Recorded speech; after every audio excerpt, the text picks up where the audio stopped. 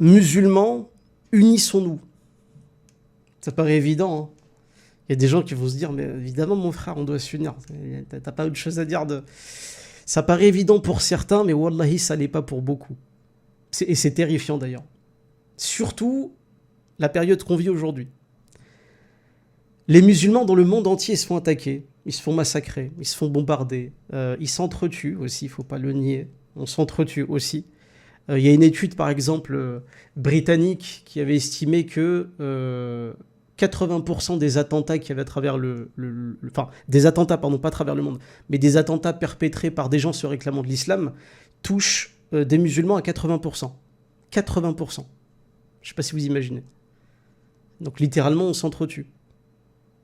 Avant de parler d'attentats en Occident qui visent des non-musulmans, ce qui est évidemment à condamner et regrettable, en fait, ça nous touche aussi nous en particulier. Donc aujourd'hui, on vit une époque absolument terrible, qui n'est pas nouvelle, cela dit, hein, parce que ça a toujours existé ce genre de période où les musulmans, ou alors pas spécialement les musulmans, mais des minorités religieuses au sein d'un pays se font attaquer, diffamer, où il y a une propagande gigantesque qui se forge autour d'eux, où on va même pousser les gens à les haïr, voire même à les pousser à commettre l'irréparable. On pense à nos frères palestiniens, qu'Allah les préserve, qui depuis plus de 70 ans se font massacrer régulièrement avec une indifférence assez... voilà, dans l'indifférence la plus totale.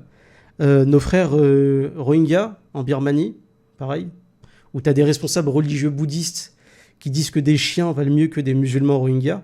Je ne sais pas si vous imaginez.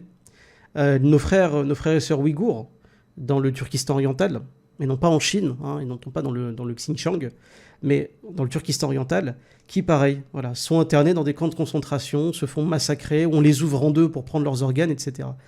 Et donc c'est absolument terrible. Et aujourd'hui, en fait, il y a beaucoup de musulmans qui font le constat de tout ça. Ils sont tristes. D'ailleurs, j'en connais certains qui en deviennent même malades, tellement ça les fait cogiter. Et la remarque que j'entends le plus souvent, c'est il faut s'unir, il faut que les musulmans se réveillent, il faut s'unir, il faut s'unir. Et comme je le répète souvent, les premières personnes à dire il faut s'unir sont paradoxalement les personnes qui mettent le moins d'énergie à ce que ça voit le jour. Merci à toi Myriam. Barakallahu fik. Très gentil à toi. Donc aujourd'hui, en fait, la plupart des gens qui font ce constat-là sont systématiquement dans il faut que les musulmans se réveillent et il faut que les musulmans s'unissent. Et le problème, c'est que ce discours, en fait, on le connaît par cœur. On le connaît par cœur. Je vous le dis, 9 fois sur 10 quasiment, quand des musulmans disent il faut se réveiller, ce sont les premiers à être endormis. Mais comme eux, en fait, ils sont sur Internet, ils suivent l'actualité, ils like, ils dislikent des vidéos, machin, ils ont l'impression en fait d'être utiles sur Internet. Et je condamne pas le fait d'aller sur Internet et de liker ou disliker, c'est pas le problème. Il y a des gens malheureusement qui font que ça. Et comme ils sont frustrés et qui ne bougent pas, ils sont soit sur leur smartphone ou soit devant leur PC, eh bien ils se contentent de dire « Ah, t'as vu, il faut que les autres se réveillent, il faut que les autres bougent. » Merci à toi Daoud, merci à toi. 2 sponsors, barakallahu fikum, merci à vous. Donc ce discours-là, en fait, moi, il commence un peu à m'énerver. Et une partie de cette catégorie de gens qui ne font que pester sur Internet et dire qu'il faut que les musulmans se réveillent et se bougent, sont aussi la plus grande épine dans le pied des musulmans, par exemple en Occident. J'ai vu des muslimines, là, il n'y a pas très longtemps, d'ailleurs, en suivant l'actualité, j'ai vu des musulmans, par exemple, lorsque le frère Idriss Hamedi, et qu'Allah le préserve, lui et sa famille, et d'ailleurs, toutes les personnes qui bossent chez Baraka City, et que je soutiens évidemment, quand le frère Idriss avait subi une perquisition, d'ailleurs, chez lui, mais aussi son association, quand il avait subi cette double perquisition, il a subi des violences policières, ses enfants étaient en pleurs, etc. C'était assez, voilà, c'est bienvenue en France. On fait des perquisitions maintenant contre des gens qui n'ont rien fait du tout. Et là, pour le coup, c'est effectivement le cas, absolument rien. Mais il y a des frères dans notre communauté, ou du moins des frères, des gens qui se réclament de notre communauté, qui se sont presque réjouis de ce qui lui est arrivé. Il y a des khorotos sur Internet qui ont été capables de faire des vidéos de 40 minutes pour dire Idriss Hamedi, ce qui t'est arrivé, en fait, tu l'as bien cherché. Je ne citerai pas de pseudo, mais je pense qu'une partie des gens qui écoutent ce soir vont peut-être le reconnaître ou les reconnaître. Mais il y a des gens, subhanallah, quand tout est contre nous, c'est-à-dire un État, des lois, une armée, des musulmans à l'extérieur du pays qui sont massacrés, quand tout va mal au sein de nos rangs, bah, y a des petits malins qui s'amusent à faire les pseudo-sages, vous savez, les donneurs de leçons sur le net, et qui vont dire un tel il est en prison, bah voilà, il l'a bien cherché. Et ça c'est absolument terrible. Et ça c'est impardonnable. Et wallahi que j'ai une mémoire, et que les musulmans on a une mémoire. Lorsque justement on se fait persécuter, on se fait massacrer, on se fait torpiller dans tous les sens, le mot d'ordre c'est on reste unis. Vous voyez ce que je veux dire? Former les rangs. D'où l'image. Mais non, il y a des petits malins chez nous qui s'amusent à faire les fitnateurs de service et paradoxalement en plus, ils foutent la fitna en prétendant le faire fis-sabilillah. Oh mais mon frère, je ne fais que critiquer, on peut plus rien dire, ça va. C'est juste dénué de sens, dénué d'intérêt. Quand ton frère va mal, tais-toi. Au minimum, si tu l'aimes pas, tais-toi. Personne te dit de lui faire des louanges. Mais au minimum, tais-toi. Tu l'aimes pas, tais-toi. Mais n'aide pas nos ennemis contre ton frère. Mais il y a des gens, ils s'en foutent royalement. Mise en garde contre un tel. Lui, il n'est pas de mon madhab, donc je l'aime pas. Lui, il n'est pas de mon minhaj, donc c'est un égaré. Et lui, il a fait, lui, il a dit, lui, il a fait une erreur dans une vidéo. Et ça, c'est absolument terrible. Je sais pas pour vous, mais moi, j'estime que c'est absolument terrible. Je vais vous raconter une anecdote qui paraît bête comme ça, hein, mais pour vous montrer un peu l'inutilité de certains musulmans aujourd'hui en France qui passent leur temps à critiquer pour rien. Il y a un frère, une fois, il m'a envoyé un mail. Le mail, il faisait ma main. C'était un pavé. Et le frère me dit « Salam alaikum, akhi, j'ai vu que dans tes vidéos, je plaisante pas, hein, par Allah, c'est une vraie anecdote. Il me dit « Akhi, j'ai vu que dans tes vidéos, tu oubliais les accents sur les « et ». Fais attention. Fais attention parce que ça pourrait te décrédibiliser aux yeux des gens. » C'est-à-dire que le mec, en fait, il s'est levé le matin, il voit que les Rohingyas, ils se font violer, torturer, massacrer, il voit que les musulmans aujourd'hui. Et puis le seul réflexe qu'il a, c'est de dire, tiens, je vais quand même envoyer un mail. Donc j'ai du temps à perdre, donc j'ai quand même du temps à perdre pour envoyer un mail qui n'a ni queue ni tête pour dire à un frère, excuse-moi, mais les accents sur les « et », quand même, t'as vu, c'est important. Wallahi. Et ça, c'est le cas le plus bas. Les cas les plus hauts, c'est encore pire. Mais c'est pour vous dire à quel point notre communauté, elle est à l'ouest. Même quand elle est persécutée et attaquée de toutes parts, il y a encore des agouns qui sont là. Attention, les « et », là, t'as oublié un accent. Tais-toi. Juste tais-toi. Tais-toi, t'es pas obligé de... Mais malheureusement, dans notre communauté aujourd'hui, c'est ça. C'est que les gens, ils ont beaucoup de temps pour leur oisiveté et la critique, et très peu de temps pour l'action, et pour aider leur ummah. Donc moi, j'aimerais juste rappeler quelques versets du Coran, parce que c'est quand même la base de notre religion. C'est qu'Allah subhanahu wa ta'ala, en fait, il rappelle systématiquement le fait que les musulmans, ce sont des frères et qu'ils doivent s'entraider. C'est pas une option, c'est une obligation. Quand vous le pouvez, vous devez d'aider vos frères. Allah subhanahu wa ta'ala dit dans la sourate 49, verset 12, « Ô vous qui avez cru, évitez de trop conjecturer sur autrui, car une partie des conjectures est péché, et n'espionnez pas, et ne médisez pas les uns des autres. L'un de vous aimerait-il manger la chair de son frère mort? Non. Vous en aurez horreur. Et craignez Allah, car Allah est grand, accueillant repentir, très miséricordieux. » Il y a des gens, wallahi, qui pensent que quand le Seigneur de l'univers, quand le Créateur nous demande d'arrêter de créer des fitnas, d'arrêter de faire des dramas sur Internet, d'arrêter d'attaquer un tel, arrêter que tes mises en garde, tu nous saoules. Il y a des gens qui pensent que c'est une option, qu'Allah, en fait, il révèle des versets qui sont optionnels. Wallahi, si des musulmans, et je parle de tous les musulmans de la planète, et d'ailleurs, je me vise moi en particulier aussi, hein, parce que moi aussi, je ne suis pas non plus blanc comme neige, qu'on soit clair. Donc ce rappel que je vous fais, c'est aussi un rappel que je me fais. Et surtout à moi d'ailleurs. Mais Allah subhanahu wa ta'ala, en fait, si la plupart des musulmans appliqueraient ne serait-ce que ce verset, wallahi, ça irait beaucoup mieux. Wallahi, qu'on serait là, pas une superpuissance, mais la superpuissance du monde. Tellement la fraternité sera au cœur de notre din. Et on sait que l'être humain, il est querelleur, comme Allah nous décrit dans le Coran. L'être humain, il aime bien se quereller. Et j'en sais quelque chose. Parce que moi aussi, ça m'arrive de me quereller souvent. Mais wallahi, si on faisait tous un effort pour au moins cultiver cette solidarité entre nous, on serait la superpuissance du monde. On n'aurait pas une victoire une fois de temps en temps, mais la victoire tout court. Mais non, non, non. On est beaucoup plus préoccupé à un tel il a dit, un tel son cheikh il a dit, un tel il suit tel madhab, un tel il suit tel minhaj, et mon minhaj il est plus fort que le tien, et mon cheikh il est plus fort que le tien, et t'as vu telle association, elle a été accusée d'eux, donc t'as vu je... On est tellement occupé à faire ça, tellement. Et c'est la raison d'ailleurs pour laquelle, vous savez, c'est physique, hein.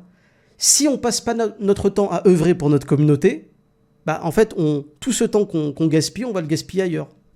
Et la oisiveté, malheureusement, ça nous pousse à nous diviser. Donc Allah subhanahu wa ta'ala dans le Coran le répète à nombreuses reprises, ne mange pas la chair de ton frère, bouge.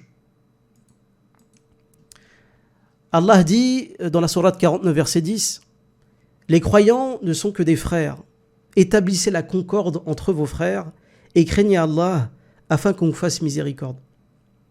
Wallahi, le nombre de versets similaires.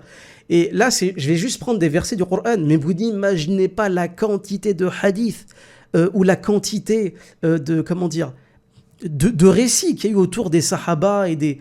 C'est hallucinant, en fait, à quel point le lien entre les musulmans est important.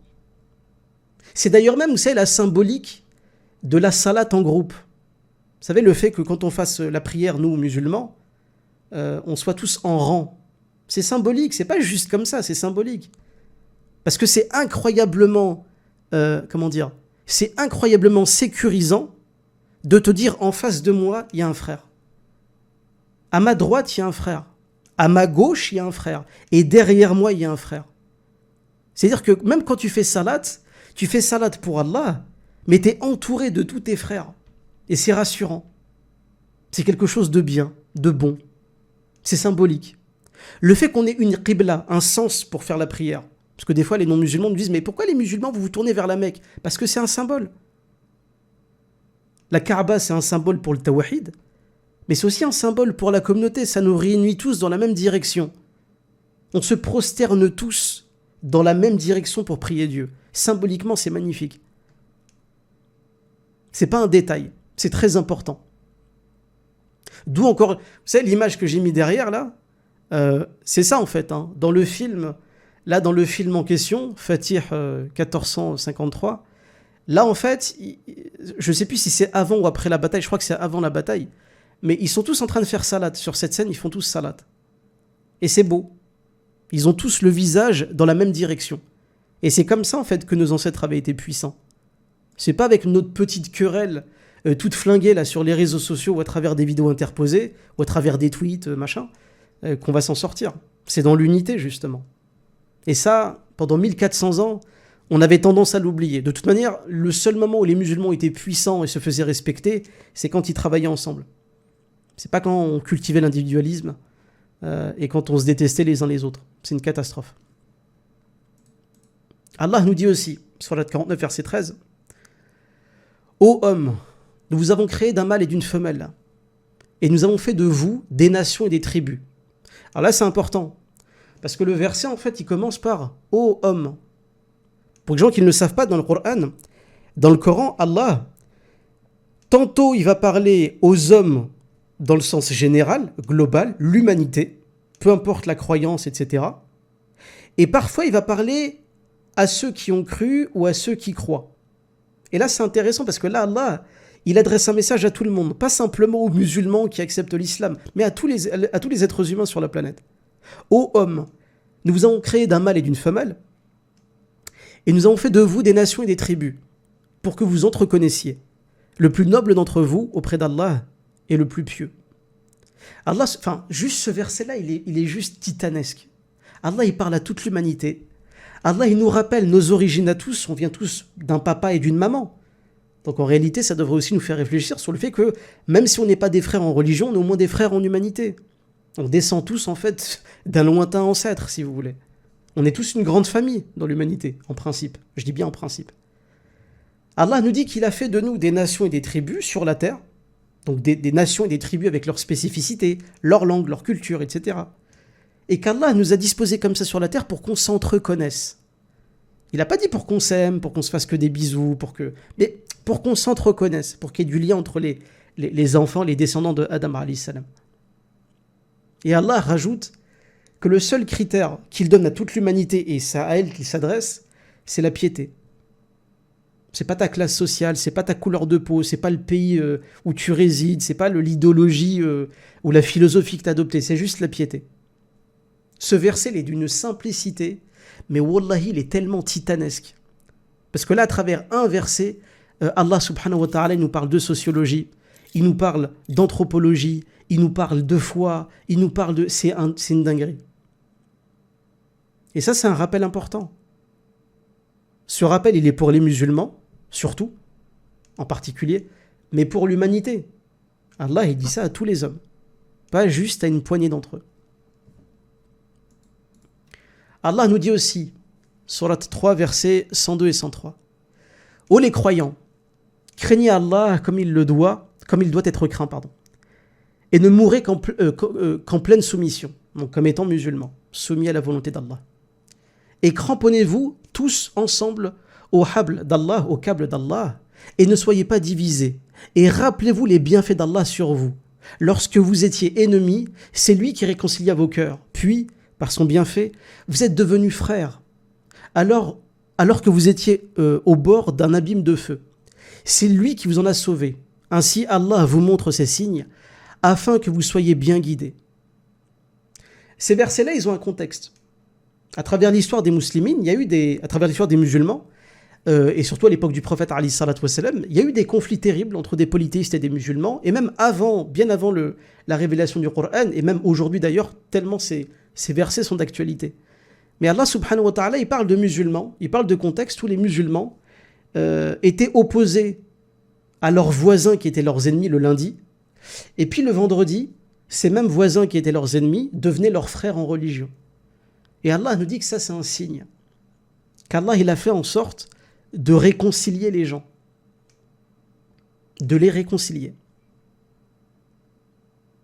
Parfois, il y a des frères qui me disent « Akhi, ça sert à rien de faire de l'interreligieux.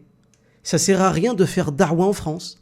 Ça sert à rien de... » Pourquoi ? Parce qu'en fait, nos concitoyens en France, ils sont islamophobes. Et donc, ça sert à rien. Et vous vous rendez compte si le prophète, alayhi salatu wassalam, il avait eu la même réflexion que vous ? Mais ça sert à rien, Rabbi, d'apporter l'islam aux Arabes. Regarde comment ils me traitent. Ils m'ont balancé des pierres. Ils m'ont mis des viscères de chameaux sur le dos lorsque j'étais en train de prier. Ils m'ont insulté, ils m'ont calomnié, ils m'ont craché au visage. Littéralement craché au visage. Ils ont torturé des musulmans, ils en ont même assassiné. Pourquoi je leur donnerais ce cadeau qu'est l'islam ? Mais pourtant, le prophète, alayhi salatu wassalam, sa mission, c'est de transmettre le message, donc le Coran. Et au final, il a réussi avec du travail, avec du temps, avec de la diplomatie, en faisant da'wa, en appelant. La da'wa, c'est le fait d'appeler les gens à l'islam. En œuvrant dans la da'wa, il a fait de ses anciens ennemis, ses propres voisins et même des gens de sa famille, de futurs alliés. Rappelez-vous l'exemple de Omar ibn al-Khattab, radiyallahu anhu. Omar ibn al-Khattab, au départ, il avait comme projet d'assassiner le messager d'Allah. Il était sorti de chez lui avec une épée. Il était prêt à assassiner le messager d'Allah. Que la paix soit sur lui. Et puis, il lui est arrivé une série d'événements. Il a entendu quelqu'un psalmodier le Coran. Il est allé chez sa sœur. Il a réclamé. Il voulait voir ce qu'ils étaient en train de lire. Sa sœur lui allait demander d'aller faire ses ablutions. Et puis, il a commencé à lire le Coran. Et puis, ça l'a tellement plu que ça l'a ému, que ça l'a touché. Et puis il est allé voir le messager d'Allah. Alors, il voulait le tuer initialement pour lui dire en fait la ilaha illallah. Il a fait l'attestation de foi islamique et il est rentré dans l'islam. Et c'est devenu l'un des plus grands protecteurs de l'islam, de Muhammad alayhi salam et des musulmans. Parce qu'il a été calife aussi. Donc vous voyez, le lundi, il y a des gens qui peuvent être votre ennemi, qui veulent même parfois votre mort. Et, subhanallah, quelques temps après, vous vous rendez compte que ces personnes-là, en fait, elles ont changé d'avis. Parce qu'Allah, on oublie souvent ce détail, mais Allah, il peut aussi guider des islamophobes. Et ça a déjà été le cas, à de nombreuses reprises. Et wallahi, que j'ai déjà discuté avec des frères convertis à l'islam, qui étaient initialement des islamophobes. Mais malheureusement, quand tu mélanges l'ignorance de l'islam, plus la propagande d'État contre l'islam, plus la propagande médiatique contre l'islam, plus tout un tas d'autres facteurs, eh ben en fait, ça rend un peu timbré les gens. Et moi, j'admets aussi que l'actualité des musulmans, c'est-à-dire malheureusement des attentats aussi qui sont perpétrés par des gens de chez nous, ça aide pas les choses. Il faut être aussi honnête à ce niveau-là. Mais quand on fait da'wa, quand on appelle les gens à l'islam, c'est jamais en vain. Jamais. Et Allah nous dit dans le Coran, c'est pas en vain. Faire da'wa, inviter les gens à l'islam, ça n'est pas un projet qui est optionnel, parce qu'Allah nous commande de le faire, mais ça n'est jamais en vain. Voilà. Quelqu'un qui vous dit ça sert à rien, répondez-lui que c'est lui qui sert à rien. Allah nous dit, Surat 23, versets 52 à 53. Et soyez certains que cette communauté religieuse, là il parle des muslimines, qui est la vôtre, ne forme qu'une seule et même communauté. Ça paraît bête, hein, mais à une époque où à chaque fois qu'on croise des muslimines, ils nous demandent « Akhi, t'es de quel minhaj ? Akhi, c'est quoi les chouyours que tu suis ? Akhi, qu'est-ce que tu penses des gouverneurs ? Akhi, est-ce que tu es sur al-wala wal-bara ? Akhi, est-ce que tu es... Oui, de quel type de musulman je parle ? C'est des gens qui, avant même de te dire salam alaikum, ils essayent de connaître ton CV, ce que tu penses, où vont tes tendances politiques, religieuses. Et quand tu leur as répondu, et quand ils seront rassurés de votre réponse, ils vous diront d'accord, ok, t'es mon frère. Il y a des gens, ils sont comme ça. C'est un esprit sectaire. Hein. Quand tu commences à mettre des cases, des étiquettes à tout le monde, c'est que l'unité, tu la cherches pas. Au contraire, tu veux diviser tout le monde. Et je ne dis pas que dans certains cas, c'est quand même important de savoir d'où une personne parle. Quand une personne s'exprime, il faut savoir d'où elle a pris ses sources. Ça, c'est normal. Ou quelle est sa aqida, quelle est sa croyance. Ça, c'est légitime de poser la question. Et moi, je parle vraiment de gens qui entretiennent le fait de mettre, vous savez, des étiquettes systématiquement et de classer les gens. Et je peux vous raconter des anecdotes absolument terribles. Absolument terribles. Wallahi, terribles. Mais bon, je passerai, comme vous le savez, la soirée à en parler.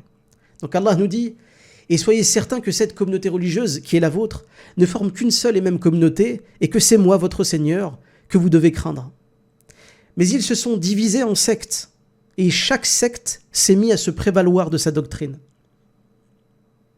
Ce verset, il a été révélé il y a 1400 ans. Wallahi, on dirait que ce verset, il a été écrit la semaine dernière, révélé la semaine dernière, pardon. On dirait qu'il a été révélé la semaine dernière. Le sectarisme chez nous, c'est un fléau. Un fléau. Et pourtant, Allah nous l'a décrit, ce truc.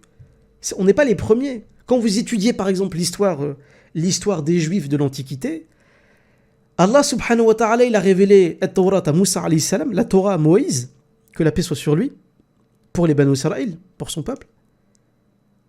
Et il s'avère qu'au bout de quelques siècles, il y avait déjà des divisions politiques, des divisions sectaires. À l'époque de Isa alayhi salam, par exemple, tu avais les pharisiens, il y avait les hérodiens, hein, il y avait les sadducéens, et ils étaient tous comme ça en train de dire non, moi, mon camp il a raison et puis le tien il a pas raison. Les chrétiens, j'en parle même pas. Le nombre de schismes qu'il y a eu chez eux, c'est un truc de malade. Il y a tellement d'églises aujourd'hui que tout le monde s'y perd chez eux. Et chez nous aussi. Chez nous musulmans aussi. Ce genre de division aussi, ça existe. Et pourtant, Allah subhanahu wa ta'ala, il nous l'avait dit. Il nous avait déjà prévenu. Mais on l'a oublié. Malheureusement, on l'a oublié. Je termine avec un dernier verset. Et après, je donnerai la parole aux frères. Allah nous dit « Entraidez-vous dans l'accomplissement des bonnes œuvres et de la piété, et ne vous entraidez pas dans le péché et la transgression. Et craignez Allah, car Allah est certes dur en punition. » Allah subhanahu wa ta'ala nous dit de nous entraider. Entraider. Aujourd'hui, vous savez, et ça malheureusement c'est par mimétisme, je pense que beaucoup de musulmans vivant en Occident ont commencé à copier par mimétisme le comportement occidental, les normes occidentales. Quand je vois aujourd'hui les musulmans, la manière dont ils se parlent, j'ai l'impression, vous savez, de regarder ça m'arrive parfois de regarder des zaps et de voir des extraits, vous savez, de télé-réalité. Et vous voyez un peu les scènes dans ce genre de trucs, là, de télé-réalité, où t'as Maxime qui se dispute avec Mathilde. D'ailleurs, ils sont tous à poil, je comprends pas pourquoi, mais voilà, maintenant quand tu prends ton petit déj, t'es obligé d'être à poil dans ce genre de truc.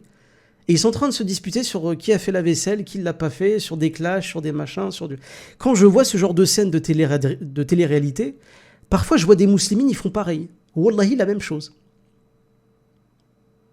J'ai vu des vidéos, il y a quelques années, d'un groupe que je ne citerai pas, d'un groupe belge. Après, bon, les gens, soit ils vont le reconnaître ou pas. Mais c'était des gens qui, par exemple, s'amusaient à aller dans certaines mosquées, en groupe, hein, et d'aller semer une telle fitna qu'ils en étaient presque à se battre dans la mosquée. Wallahi. Ça, c'est des vidéos qui datent d'il y a peut-être 6, 7 ou 8 ans. Des frères qui allaient dans des mosquées et qui allaient se friter avec l'imam. Qu'on soit clair, avoir un avis critique sur comment est gérée une mosquée ou quel propos tient tel imam, ça c'est normal. Surtout à notre époque. Quand on voit que les imams aujourd'hui sont triés par des gens qui sont totalement incompétents pour parler de religion, des imams qui sont choisis par des ministres, par des présidents, par des groupes politiques, c'est normal de dire attends, toi, t'es pas légitime. Tu connais pas la langue, tu connais pas le pays, tu connais pas la mentalité des gens, et en plus tu dis n'importe quoi sur l'islam, t'es pas légitime. Mais de là à voir des frères arriver dans une mosquée et à se presque taper avec les fidèles, on arrive à un point aujourd'hui, on pète les plombs. Wallahi, on pète les plombs. Mais Allah subhanahu wa ta'ala nous dit et entraidez-vous dans l'accomplissement des bonnes œuvres et de la piété. C'est pareil. L'autre fois, il y avait Baraka City, le CCIF, qui réclamait de l'aide parce qu'ils allaient être dissous, ils voulaient l'aide de la communauté musulmane. L'immense majorité de la communauté musulmane les ont aidés, comme ils ont pu. Mais t'avais une poignée de Roroto, pareil. Ah non, moi je vais pas donner de l'argent à Baraka City. Parce que en fait, à ce qui paraît, lui il a dit ça sur tel sir, donc je vais pas donner. Ou telle autre personne, ah moi je vais pas aider le CCIF, parce que le CCIF, t'as vu, ils utilisent des lois qui sont pas islamiques. Certes, c'est vrai. Mais pourtant le CCIF, ils ont aidé tes frères et tes sœurs lorsqu'ils étaient en galère. Factuellement. Pendant que toi, t'es en train de les pointer du doigt avec un doigt accusateur, eh ben eux, ils étaient sur le terrain et ils transpiraient pour aider tes frères et sœurs. Les méthodes sont peut-être critiquables, mais de là à dire on va pas les aider, ben, c'est absolument terrible. Donc Allah subhanahu wa ta'ala nous rappelle de nous entraider. Pas de nous entraider à tout prix. Mais quand ton frère et ta sœur sont en galère, aide-les. Si tu le peux, aide-les. Si tu peux pas, au minimum, tais-toi. Vous savez qu'il y a un hadith du prophète alayhi salatu wassalam, où le prophète alayhi salatu wassalam disait aux musulmans, dites du bien de vos frères ou taisez-vous. C'est pas t'as pas le droit de critiquer, mais dis du bien, si c'est utile, dis-le, ou écrase, tais-toi. Parce que là, tu vas nous compliquer la vie, tu vas nous saouler, ça va créer du remue-ménage et on n'a pas besoin de ça. Pareil pour une des anecdotes liées aux compagnons du prophète alayhi salatu wassalam. Le prophète alayhi salatu wassalam, il avait envoyé à peu près 300 hommes au sud de Médine. Pourquoi ? Parce qu'il y avait des tribus rebelles qui faisaient du remue-ménage et il envoyait des hommes pour aller les combattre. Et il avait envoyé, il me semble que c'était Amr ibn al-As, qui était celui qui dirigeait l'armée. Et Amr, il est face à ses ennemis et se rend compte que ses ennemis sont plus nombreux que les musulmans. Donc Amr, il va envoyer un message à Médine, au prophète alayhi salatu wassalam, et il va lui demander des renforts. Et le prophète alayhi salatu wassalam, il va lui envoyer des renforts. Et parmi ces renforts, il y a un compagnon du prophète alayhi salatu wassalam qui était le commandant de ces renforts-là. Et lorsque ce compagnon est arrivé pour prêter main forte à Amr, il lui a réclamé le commandement. Il lui a dit « Cède-moi le commandement ». Et Amr, vu qu'il avait été choisi par le messager d'Allah pour être le commandant de son armée, il a refusé. Et là, il y a une tension qui commençait à naître entre les deux. Et puis le compagnon qui avait été envoyé à Amr par le messager d'Allah, il s'est souvenu d'une des paroles du prophète alayhi salatu wassalam. Le prophète alayhi salatu wassalam leur a dit « Ne divergez pas ». Avant de partir, le messager d'Allah, il leur a dit « Ne divergez pas ». Dans le sens où je vous envoie pour combattre nos ennemis, ne commencez pas à vous disputer entre vous. Parce que justement, c'est là où vous allez commencer à vous troubler et à être faible, en fait, à vous désorganiser. Et quand ce compagnon s'est rappelé de cette parole du messager d'Allah, il a dit à Amr, d'accord, j'accepte d'être sous ton commandement. Donc il a mis son ego de côté pour une cause commune. Vous voyez ? Et ça, sur ce genre de choses, chez nous, faut dire la vérité, ça existe très peu. Il y a très très peu de musulmans qui sont capables, quand bien même ils ont raison, quand bien même ils auraient raison, il y a beaucoup de musulmans qui sont incapables de mettre leur ego de côté, de dire bon, ok, j'ai peut-être raison, mais pour l'intérêt général, on va pas se prendre la tête. Venez, on va tous dans la même direction. Et khalas, c'est fini.